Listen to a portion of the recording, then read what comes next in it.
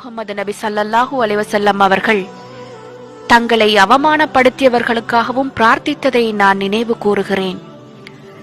நான் செய்த உதவிக்கு எனக்கு நன்றி செலுத்தாதவர்களை நான் நினைவு கூறும் போது முஹம்மது நபி ஸல்லல்லாஹு அலைஹி வஸல்லம் அவர்கள் கூலிகளிலே சிறந்த கூலி அல்லாஹ்விடமிருந்தே வருகிறது என்று நினைவு கூறியதை நான் நினைவு கூறுகிறேன்.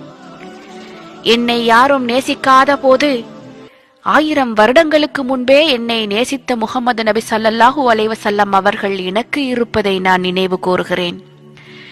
என் வாழ்க்கையில் எவ்வளவு கஷ்டங்கள் என்று நான் அழுத்துக் கொள்ளும் போது முஹம்மது நபி ஸல்லல்லாஹு அலைஹி வஸல்லம் அவர்கள் என்னை விட தாங்கள் வாழ்க்கையில் பல மடங்கு அதிகமாக கஷ்டப்பட்டதை நான் நினைவு கூறுகிறேன். அது என்னை வலுப்படுத்துகிறது. முஹம்மது நபி ஸல்லல்லாஹு அலைஹி வஸல்லம் அவர்களை விட நம் வாழ்க்கையில் ஒரு சிறந்த எடுத்துக்காட்டு வழிகாட்டி இருக்க முடியாது.